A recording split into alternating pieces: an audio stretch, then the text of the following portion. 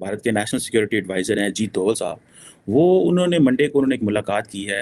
Friends of BRICS भी थे वहाँ पे। बहुत ज़्यादा हमारे सिक्योरिटी इदारों को टारगेट किया जा रहा है और एक दिन में 2-2, 3-3 और 4-4 अटैक्स हो रहे हैं। चीन के वज़ीर ख़ारजा चेंग गोंग जो गुज़िश्ता कई हफ्तों से पुरस्कार तौर पर गायब थे, आज उनको गैर मामूली तौर पर उनके ओहदे से हटा दिया गया है। कि जो सिक्योरिटी की रिपोर्ट्स जो आई हैं वो बहुत खौफनाक हैं। इंडिया ने पाकिस्तान को फिर रगड़ा है, वहाँ पे टारगेट किया है, टकाक जैसे वो कर सकते हैं। दहशतगर्दी की जंग में पाकिस्तान को $100 से ज्यादा नुकसान हो गया और अब खत्म हो गई तो अब $200 का नुकसान हो गया। नंबर 1 इंडिया का टारगेट ही नहीं है। हमें पहले पाकिस्तानी को एक तो ये चीज भी समझनी है, इंडिया का टारगेट विश्व गुरु है।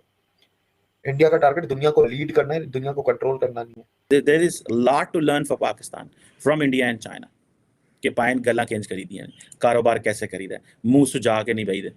अबे यार चलो तुम लोग यार, एक तो तुम्हारी ये फ्राइडी हरकतों की वजह से बेड़ा गर्क हो रहा है मुल्क का। जो है वो हमें इस चीज़ की समझ आ रही है कि आज हमें इंडिया ऑफर देने को कोई तैयार नहीं है। कहते इन्हीं थोड़ा इंतजार कर दे रहे हैं, कश्मीर करते सो तो वाई हम शर्म आती है। 88 रुपए का $1, 88 अफगानी का, हम $3.25 का $1 ले रहे हैं।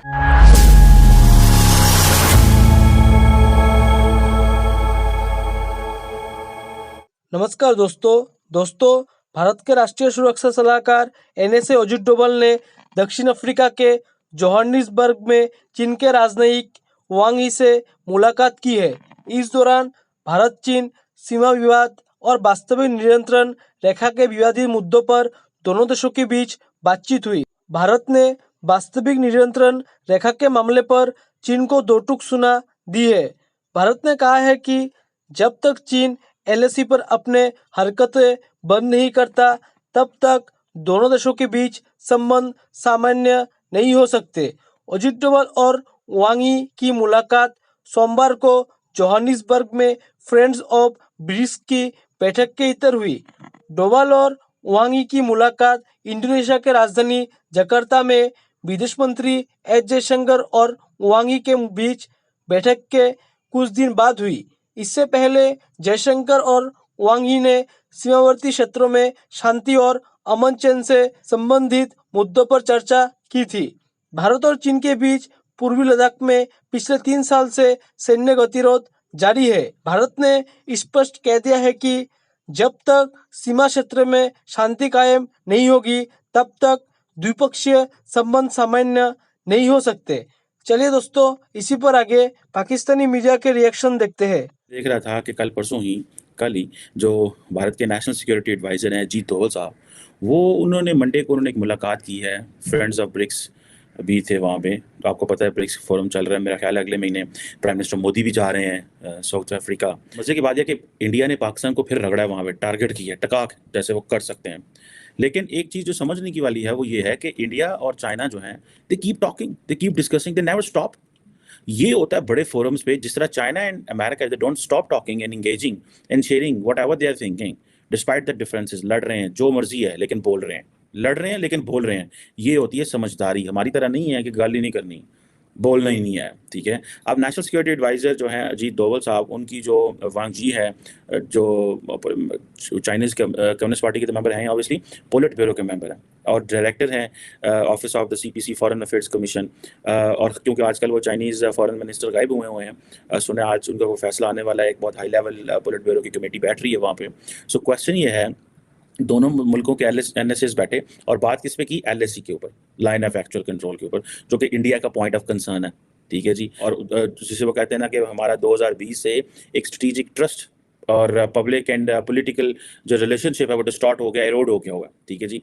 और इस हवाले से इंडिया, आपको देखें, इंडिया अपनी बात पे बज़िद है, at least when it comes to media, कि जी हमें वो 2020 में हमें वो स्ट्रेटेजिक ट्रस्ट को रिस्टोर करना है, ठीक है जनाब। और उन्हीं चीज़ों को, बॉर्डर एरियाज़ में क्या हुआ था और वो जो हम तमाम वो काम करने जिससे नॉर्मलसी आए और चीज़ें सारी हों।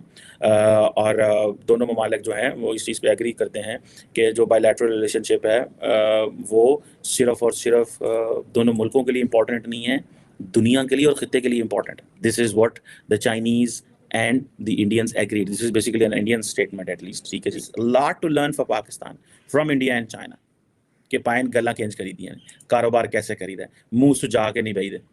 ये जो मुंह सुझा के बैठना होता है ना, इसके क्या नुकसानात होते हैं। और आपको मज़े की बात बताऊं कि मुंह सुझा के बैठने का नुकसान ये होता है कि पाकिस्तान आज ये नहीं इंडिया से कुछ क्लेम कर सकता। आज जो है वो हमें इस चीज़ की समझ आ रही है कि आज हमें इंडिया ऑफर देने को कोई तैयार नहीं है। कहते नहीं तो इंतजार करते रहे, तुम कश्मीर करते सो हूँ तो कि गल करिए भराट जाओ। दिस इज मतलब दैट्स बस यही स्टाइल है ना, भराट जाओ सन तो गल करने। और एक वक्त हम कहते थे भराट जाओ सन तो गल करने। वाई? बिकॉज वो कहते थे पहले आओ चाइना इकॉनमी की बात करते, हम कहते थे नहीं आओ पहले कश्मीर की करिए। आज हम कहते हैं चलो आओ पहले कोई कर लो, कहते हैं नहीं पहले दहशतगर्दी की करो। दैट्स हाउ हमने इंडियंस को जिच किया रखा है। मानते तो नहीं है ना, फिर यहाँ पे हमारी भी सिक्योरिटी स्टेट है, खौफ होता है, डर होता है, गल्ला करेंगे तो मारें दे, विच इज़ अ रियलिटी। ठीक है, आप एक हद तक you can paddle off. Pakistan में एक वक्त था कि एक हद तक आप नॉर्मलाइजेशन की बात कर सकते थे, लेकिन 2021 के बाद फिर, बल्कि स्पेशली 2023 के शुरू होते ही हम ऐसे हालात को देख रहे हैं कि शायद 2013 मतलब जैसे हमें भूल गया हो, और बहुत ज्यादा हमारे सिक्योरिटी इदारों को टारगेट किया जा रहा है और एक दिन में 2-2, 3-3 और 4-4 अटैक्स हो रहे हैं। ये जो सिक्योरिटी की रिपोर्ट्स जो आई हैं वो बहुत खौफनाक हैं और हमें अब ये देखना पड़ेगा कि इसकी रूट कॉजेस क्या हैं। हम सबको याद है कि कितने बिलियंस डॉलर्स इसके ऊपर हम लोगों ने ओवर द ईयर्स लगाए भी थे और किस तरह से 80,000 से ज्यादा हमने जाने देकर इस मुल्क के अंदर अमन कायम किया था। और जो तहरीके तालिबान पाकिस्तान और इस तरह के दूसरे जो दहशत पसंद थे उनको हमने कंटेन किया था, कर्टेल किया था। तो ये बहुत सारी सूरत हाल फिर एकदम इतनी ज्यादा क्यों हो गई है? तो इसमें एक तो सबसे बड़ी वजह ये भी हो सकती है कि इलाके के अंदर हमारा जो असर रसूख है या जो हमारी पोजीशन है वो इस वक्त क्या सूरत हाल इख्तियार कर चुकी है।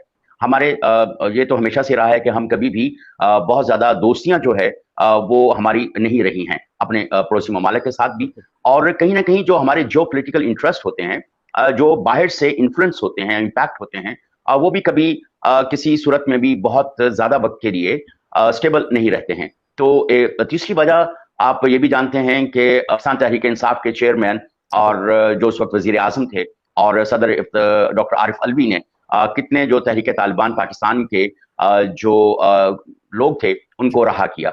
चीन के वज़ीर ख़ारजा चिंग गोंग जो गुज़िश्ता कई हफ्तों से पुरस्कार तौर पर गायब थे, आज उनको गैर मामूली तौर पर उनके ओहदे से हटा दिया गया है। 2-3 तरह के इल्ज़ामात उनके ऊपर लगाए जा रहे हैं। एक करप्शन की बात की जा रही है कि शायद कुछ करप्शन के इल्ज़ामात हैं, लेकिन मोर इम्पॉर्टेंटली ये कहा जा रहा है कि उनको इसलिए उनके ओहदे से हटाया गया क्योंकि उनके एक्स्ट्रा मैरिटल अफेयर था, यानी कि गैर इज़्दवाजी ताल्लुकात थे। ये अफ़वाहें जो हैं इस वक्त गर्दिश कर रही हैं कि ये एक बुनियादी वजह थी जिसकी वजह से जो चीन के वज़ीर ख़ारजा हैं उनको ओहदे से उनके हटा दिया गया। अब ये बहुत आई थिंक सिग्निफिकेंट इस लिहाज से डेवलपमेंट है कि अगर वाकई ये बात सच्ची है कि चीन के वज़ीर ख़ारजा को एक्स्ट्रा मैरिटल अफेयर की वजह से उनके ओहदे से हटाया गया है, इससे एक बात ये भी रिफ्लेक्ट होती है दो कि जितना मैंने पढ़ा है कि चीन के अंदर जो अडल्ट्री है या इस तरह के जिनसी ताल्लुकात रखना कोई शायद क्राइम नहीं है, लेकिन अखलाकी तौर पर उसे बुरा समझा जाता है। और ख़ास करके जो बड़े ओहदों पर लोग फाइज हैं उनके बारे में ये कहा जाता है कि उनका कैरेक्टर जो है वो इम्पैकेबल होना चाहिए और उनका कोई एक्स्ट्रा मैरिटल अफेयर नहीं होना चाहिए। और ये बहुत आई थिंक एक लिहाज से अजीब बात भी है। China is a communist country, लेकिन वहाँ पर जो अखलाकी मयार उन्होंने सेट कर रखे हैं शायद आपको पाकिस्तान में भी उस तरह की नज़र नहीं आती। और अगर उनको एक्स्ट्रा मैरिटल अफेयर की वजह से हटाया गया है तो यकीनी तौर पर ये एक सिग्निफिकेंट इस लिहाज से बात है क्योंकि आम तौर पर इवन मगरब के अंदर भी अगर आप देखें कि जो इस तरह की जो पर्सनल लाइफ है शायद उस पर इतना कमेंट नहीं किया जाता। अगर आपका कोई इस तरह की पर्सनल लाइफ है भी तो उसमें जो रियासत है वो इंटरफेयर नहीं करती। लेकिन जहाँ तक चीन की बात है वहाँ पे ऐसा नहीं है। उनके ख्याल में इतने बड़े ओहदे पर जो भी शख्स फाइज हो उसको इस तरह की जो भी गैर अखलाकी हरकतें हैं उसमें मुलविस नहीं होना चाहिए, एक्स्ट्रा मैरिटल अफेयर उनका नहीं होना चाहिए। और इस एतबार से आई थिंक दो की डिटेल अभी तक बिल्कुल सामने नहीं आई, लेकिन दो ही चीज़ें ये सामने आ रही हैं, या तो करप्शन की वजह से या एक्स्ट्रा मैरिटल अफेयर की वजह से उनको उनके इस ओहदे से हटाया गया। जय हिंद दोस्तों, स्वागत है आपका आपके YouTube चैनल जय हिंद पर। वीडियो को लाइक और चैनल को सब्सक्राइब जरूर करें और हम आपके लिए पाकिस्तानी मीडिया के एक से बढ़कर एक लेटेस्ट वीडियो लाते रहेंगे।